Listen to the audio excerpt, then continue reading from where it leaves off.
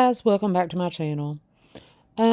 Yesterday I made a little stop at Peabody Cemetery just to check up on the condition of the cemetery and to look into a rough number of the unmarked graves that are located in the cemetery.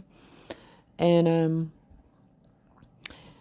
looking at this monument here that I'm fixing to show you, there's a memorial monument in Peabody Cemetery in memory of 10 miners that were killed in an explosion.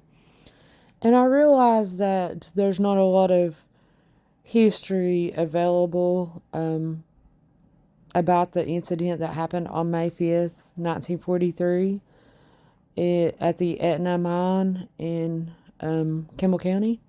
So I thought I'd talk a little bit about that while I show you around the cemetery here. There are, as you can see, there are many graves in horrible condition here. Well, not really horrible. It just there's a lot of sections of the cemetery that are in need of attention. But according to Find a Grave, there are 1,162 graves that are documented here. Some of those not being marked at all. I know in particular one individual by the name of Osby Martin who is buried here but does not have a headstone. And I did a story on Osby's death. If you're interested in seeing what happened to him, I talked about that in the story I did on the murder of Frank Romines. So if you're interested in how Osby died, I will leave a link in the description below to that video.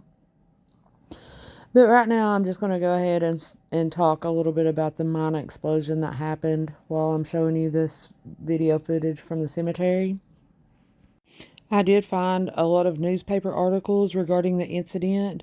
However, there's not really a lot of information available online about it. So I thought I'd put this out there just to make sure that anyone interested in this history can learn a little more about it. So on May 5th, 1943, there was an explosion in the Etna Coal and Coke Company mine near Follett. There were 10 men who died in this explosion, and there were, I think there was 18 total that made it out alive that was within the mine during the time. It said that the explosion was caused by a pocket of gas buildup in the mine, and that the inspector had checked for gas earlier that day and there was no gas. So that was determined to be the cause of the explosion. And while I'm talking and sharing these stories and sharing this footage of the video I took at the cemetery, I'm also going to put up some random newspaper articles while I'm talking about the mine explosion and the different stories that I'm going to share with you guys. But after this explosion occurred, these men were trapped somewhere around 7 hours before they were rescued.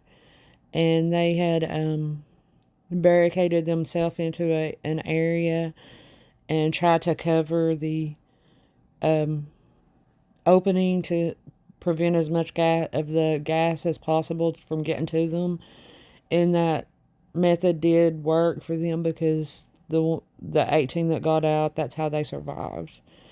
While they were doing this, 2 of the men became impatient.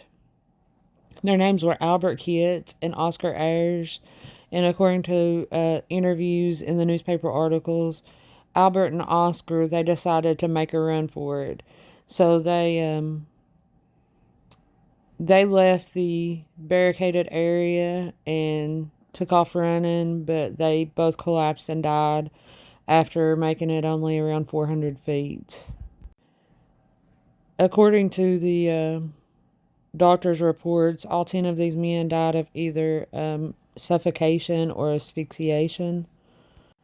And the men that did die were Cecil Faust, John Pellizzari, who is buried at Woodlawn Cemetery, Daniel Garrett, who is buried at Peabody, George Douglas, who is buried in Jellicoe, Lawrence Hale, Albert Kitts, who is buried at Woodlawn, Travis White, who is buried at Baker's Forge, Homer Martin, who is buried at Peabody, Oscar Ayers, and Ernest Riggs. Those were the 10 men that lost their lives in this explosion.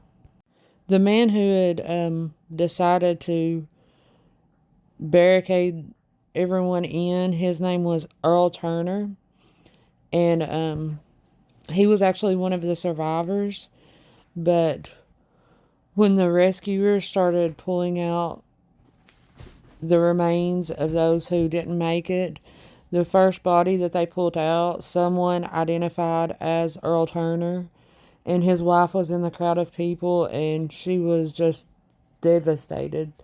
And she returned home thinking that her husband was dead, but in fact, Earl did survive. And when he did make it out, he had to rush home to let his wife know that he had, in fact, not died in this incident. And a man that was actually not present at the time of the explosion, but was supposed to be there, his name was Ed Douglas, and he was a miner who was scheduled to be there at this time. However, the night before, Ed decided that he was going to go to the church, the Crouches Creek Church, because they were having a revival. And while the services was going, there was a sailor there on the mourner's bench who was praying and crying, and Ed decided that he was going to stay there as long as the sailor needed him. And this put him at getting home late, and he slept in the next morning and didn't make it to work on time. Therefore, he was not in the mine when the explosion occurred. And I'm going to put up the newspaper article with his pictures talking about the church service. But that was just a real brief story on the mine explosion, in case anybody wasn't aware that had occurred. Because like I said, there's not a whole lot of information available online about that incident. And there are so many graves in the cemetery, only a few of them belonging to the men that was killed in this explosion. But if you think about it, even if there are just 1,162 graves as recorded on Find a Grave, that's 1,162 stories, 1,162 lives, family members of 1,162 men and women and children that all mourn the loss of their loved ones. And a lot of them appear to be now forgotten. And that's all I have on this video. I'll continue to let the footage of the cemetery run so you can see all the various sections of the cemetery. And I'll just stop talking from now on. But as always, if you like the content of my channel, don't forget to hit the subscribe button below. And if you hit the little bell button, you'll be notified anytime I upload any new videos. Thank you guys for watching, and I will see you next time.